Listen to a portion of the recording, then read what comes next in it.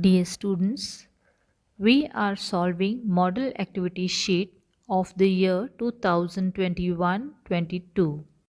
I have already uploaded the question paper before.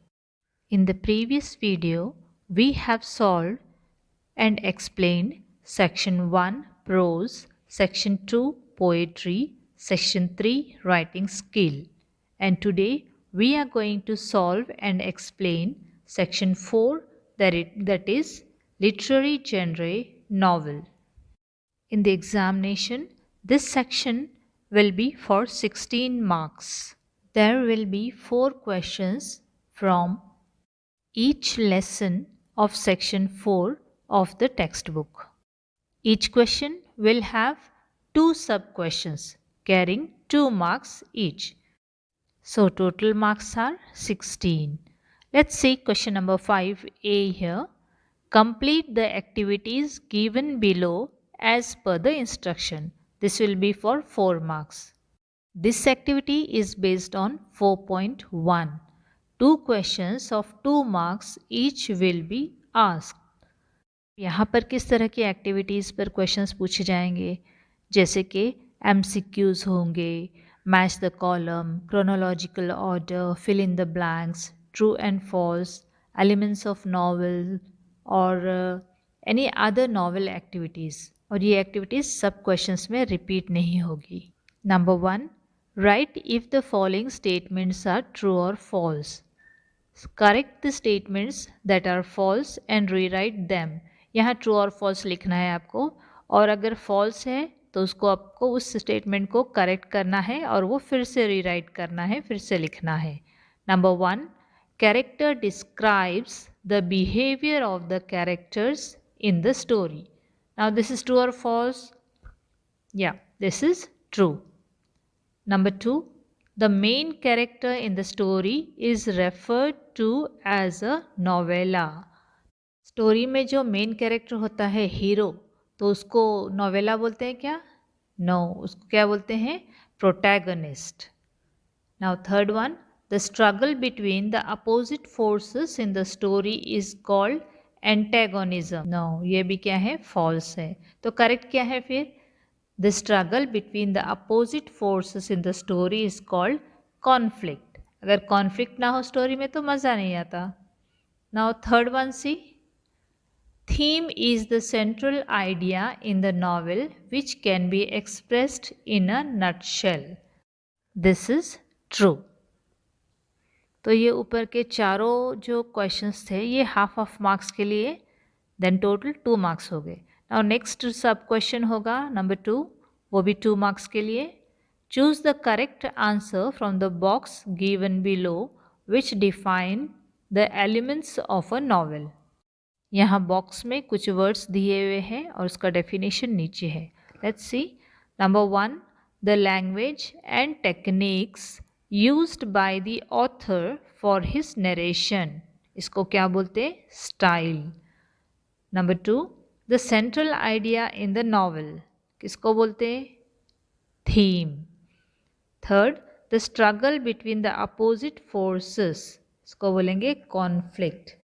Fourth, the background in which the story takes place. यहाँ पे क्या आएगा? Setting.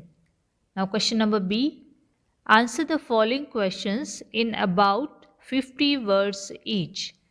This is for 4 marks. Question number 5A. Number 5A 4 marks के लिए 4.1 पर based था. अभी ये क्वेश्चन नंबर 5B जो है वो 4.2 पर बेस्ड है. इसमें के पूरे एक्टिविटीज़ 4 मार्क्स के लिए होगा. 2 questions of 2 marks each will be asked. और इसमें एक्टिविटीज़ को किस तरह से पूछे जा सकते? डिस्क्राइब या फिर explain, compare, contrast, name, discuss, इस तरह से पूछ सकते हैं. और फिर illustrate, interpret, narrate, justify, find, identify, इस तरह के स्टार्टिंग के वर्ड्स हो सकते. Then the answer to each question should be in about 50 words. The activities will not be repeated in the sub question. First question क्या है देखो. Compare the character of Miss Joseph and Denham. आपका lesson to serve with love 4.2 इसमें का ये question है। यहाँ miss Joseph और डेनहम दोनों के कैरेक्टर को कंपेयर करने के लिए क्वेश्चन कहा गया है। आंसर में लिखेंगे Miss Joseph and Denham are both businesslike and efficient while allocating task and fitting in the program। Joseph और डेनहम ये दोनों स्टूडेंट्स हैं ब्रेथवेट के क्लास के जो उस प्रोग्राम को लीड करते हैं। They are important officials for the function and sit confidently beside mister Florence on the stage. Half yearly report जो फंक्शन है उसके ये दोनों इम्पॉर्टेंट ऑफिशियल्स हैं और वो लोग मिस्टर फ्लोरेन जो प्रिंसिपल है उनके बाजू बैठते हैं स्टेज पर। Both addresses the audience with confidence, तो बहुत कॉन्फिडेंस के साथ वो बात करते हैं। However Denham is blunt, critical and argumentative while discussing the PT exercises that everyone has to do in school। School में सब स्टूडेंट्स को पीटी एक्सरसाइज करनी पड़ती है, तो इस बात पर जब डिस्कशन होता है तब डेनहम जो है वो एकदम डायरेक्ट, ब्लंट और राइट रॉन्ग ऐसा आर्ग्यूमेंट करता है बहुत सारा। He argues with miss Phillips, but when miss Phillips pleasantly and coolly puts him in his place he ruefully accepts defeat. पहले तो वो मिस फिलिप्स से आर्ग्यूमेंट करता है, बट बाद में जब मिस फिलिप्स उसको अच्छे से समझाते हैं उसके बाद वो अफसोस के साथ सैडली अपनी हार एक्सेप्ट कर लेता है। He is also courteous in his dealing with the ladies, तो बहुत ही अदब के साथ वो लेडीज़ के साथ बात करता है। 2 मार्क्स के लिए आप इतना लिख सकते हो। Next question is interpret the meaning of the statement Miss Phillips is transformed into a very convincing personality। अब ये जो लाइन आपके नॉवल में है तो इसका क्या मीनिंग है ये लिखना है यहाँ पे। तो आंसर में देखिए, Miss Phillips is earlier considered as freely and brainless, but she was the best informed of the 3 teachers on the stage. पहले सबको लगता था कि मिस फिलिप्स जो है वो बहुत ऐसे फ्रीली, बिना खामोश, ज़्यादा ऐसे ब्रेन नहीं है, ज़्यादा होशियार नहीं है, ऐसा लगता था। लेकिन स्टेज पे जो 3 टीचर्स बैठे हुए थे उनमें से इन्होंने बेस्ट परफॉर्मेंस दिया। She interviewed skilfully when the other 2 teachers were at a loss without embarrassing them. तो जब बात करनी थी तो उन्होंने बहुत स्किलफुली बात किए, जब दूसरे दोनों टीचर्स को शर्मिंदा किए बिना उन्होंने अच्छे से वो सिचुएशन को डील की। She spoke coolly, honestly and with authority, तो बहुत ही इत्मीनान से उन्होंने बात की। When Denham is blunt, critical and argumentative while discussing the PT exercise. जब पीटी एक्सरसाइज के बारे में डिस्कस हो रहा था तो उस वक्त डेनहम जो है वो बहुत एकदम इम्पोलाइट था और फिर राइट रॉन्ग ऐसे आर्ग्यूमेंट बहुत कर रहा था। तो उस सिचुएशन को मिस फिलिप्स ने बहुत अच्छे से डील की। She explained him the reason behind this exercises, तो ये एक्सरसाइजेस क्यों होते हैं वो सब उन्होंने अच्छे से डेनहम को एक्सप्लेन किया। Putting him in his place very coolie and pleasantly, तो बहुत अच्छे से उन्होंने एक्सप्लेन किया। दस the teacher was considered brainless is transformed into a very convincing personality at the end। तो इस तरह से वो जो टीचर जिसको ऐसे दिमाग नहीं है या होशियार नहीं है ऐसा समझा जाता था, तो एंड में वो टीचर की पर्सनालिटी बहुत अच्छे से निखर कर सामने आई। Question number 5C, answer the following questions in about 50 words each, 4 marks के लिए। अब ये एक्टिविटी है 4.3 पर बेस्ड। 4.3 आपका लेसन है around the world in 80 days.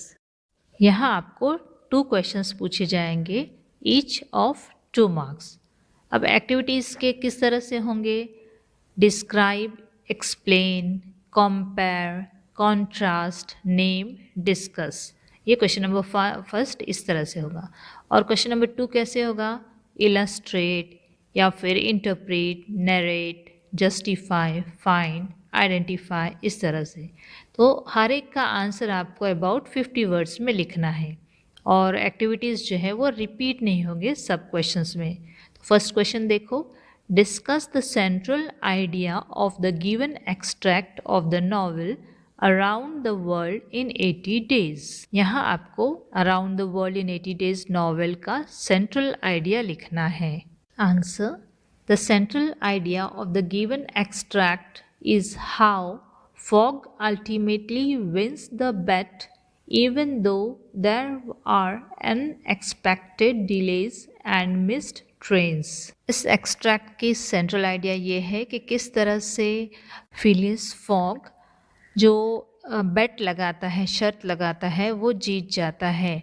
इसके बावजूद के बहुत सारे डिलेज होते हैं, कभी ट्रेन मिस हो जाती है, इन सब परेशानी के बावजूद वो शर्त किस तरह से जीत जाता है।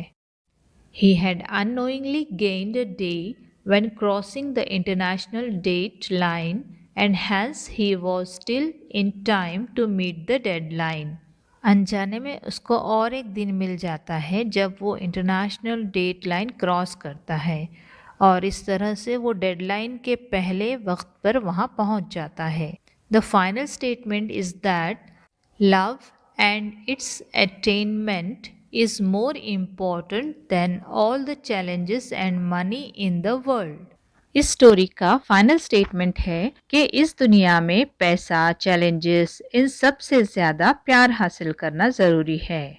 इस तरह से 2 मार्क्स के लिए आप इतना लिख सकते हो। Number 2, narrate any 2 exciting incidents in the extract. यहाँ आपको एक्सट्रैक्ट में के कोई भी 2 इंसिडेंट्स या इवेंट्स बताने हैं, लिखने हैं। Look at the answer. An exciting incident was when Passepartout, on reaching the clergyman's house, discovers that it is not Sunday as they had thought, but Saturday, and there was a chance that they could still win the wager। तो पहला exciting incident ये है कि जब पासपाटाउट clergyman के घर पर पहुंचता है तो उसको पता चलता है कि उस दिन संडे नहीं है जैसा कि वो समझ रहे थे, बल्कि उस दिन क्या है, सैटरडे है और अभी भी शर्त जीतने के चांसेस है। Another very exciting incident was Fox reaching the Reform Club at the last moment and winning the wager। और दूसरा बहुत ज़्यादा एक्साइटिंग इंसिडेंट ये था जब फॉग रिफॉर्म क्लब में लास्ट मोमेंट पे पहुंचता है और शर्त जीत जाता है। All the twist and turns and the climax at the end keeps the reader glued to the novel right till the end. तो स्टोरी में बहुत सारे ट्विस्ट और टर्न्स है। स्टोरी के एंड तक रीडर सस्पेंस में रहता है कि क्लाइमेक्स क्या होगा। Question D, answer the following question in about 50 words each, 4 marks के लिए। ये एक्टिविटी बेस्ड है 4.4 पर, जो है the sign of 4। 2 questions of 2 marks each will be asked. और इसमें एक्टिविटीज़ होंगे। क्वेश्चन नंबर 1 में describe, explain, compare, contrast, name, discuss, इस तरह। और क्वेश्चन नंबर 2 में पूछे जाएंगे illustrate, interpret, narrate, justify, find, identify. इन सब के आंसर्स आपको 50 वर्ड्स में लिखना है और activity will not be repeated in the sub questions. तो क्वेश्चन नंबर 1 है discuss the importance of the following statement in the light of the extract. इस स्टेटमेंट को आपको डिस्कस करना है। The trio Holmes, doctor Watson and Mary decide to visit Lyceum Theatre। Look at the answer. Mary had received an anonymous letter asking her to be outside the Lyceum Theatre on a particular night at 7 o'clock। Mary को एक अनजान letter मिलता है लिसियम theatre के बाहर उस रात में 7 बजे मिलो। The letter said that it would be to Mary's advantage if she come. Letter में लिखा हुआ रहता कि अगर वो वहाँ पे आएगी तो उसका फ़ायदा होगा उसमें. The letter also mentioned that she could bring two friends with her. तो लेटर में ये भी लिखा हुआ रहता कि वो उसके साथ अपने कोई भी दो फ्रेंड्स को ला सकती. However, she did not have any friends who could accompany her. तो उसको ऐसे कोई फ्रेंड नहीं थे जिनको वो साथ में ले जा सके. And so she asked homes and Watson if they could do so. तो इसलिए वो शर्लक होम्स और वॉटसन को बोलती है कि उसके साथ आ सकते हैं क्या. They agreed. तो वो हाँ बोलते. हैंस होम्स, डॉक्टर वॉटसन और Mary decide to visit Lyceum Theatre. तो इसलिए ये तीनों, होम्स, डॉक्टर वॉटसन और मैरी, ये तीनों डिसाइड करते हैं कि साथ में लिसियम थिएटर जाएंगे. This was the first step to solve the case. Case solve करने का ये पहला स्टेप था. इस तरह से 50 वर्ड्स में आप ये दिए गए स्टेटमेंट को आप डिस्कस कर सकते हैं 2 मार्क्स के लिए. क्वेश्चन नंबर 5D का second one. Interpret the following line in the light of the novel or extract the sign of 4. Sign of 4 इस नॉवल के रोशनी में हमको आगे जो दी हुई लाइन है उसके बारे में लिखना है. तो वो लाइन क्या है? Our quest does not appear to take us to very fashionable regions. So let's see the answer. These words are said by Holmes to Watson and Mary Morstan when they are being driven by the coachman to some strange place. तो ये Sherlock Holmes ये lines बोलता है Watson और Mary Morrison को जब coachman उन्हें एक अजीब से जगह ले जाता है. They were going through narrow streets in an unfriendly and grim neighborhood. वो लोग जहाँ जा रहे थे उसके पतली गलियाँ जो थे वो पहचानत के नहीं थे, अनफ्रेंडली थे. Which had dull brick rows of houses and cheap and showy public houses at the corner. तो इस तरह का रास्ता था, ऐसे घर थे वहाँ पे, इस तरह के घर थे वहाँ पे. तो उस वक्त शर्लक होम्स कहता है कि Sherlock Holmes mentioned that this was not a very fashionable or rich neighborhood. तो ये जो रास्ते जो है ये कुछ ज़्यादा फैशनेबल या रिच लोगों के नहीं हैं. 2 मार्क्स के लिए आप इतना लिख सकते हो. Here we complete the literary genre novel section 5. I hope you have understood all the sections. पूरे sections आप लोग देखिए, पूरा क्वेश्चन पेपर सॉल्व कीजिए, अच्छे से प्रैक्टिस कीजिए और एग्ज़ाम में आउट ऑफ मार्क्स लीजिए. Wish you all the best for your exam. There's a famous quote, if you listen, you forget. If you see, you remember. But if you do, you never forget. So practice more to be more perfect. Take care.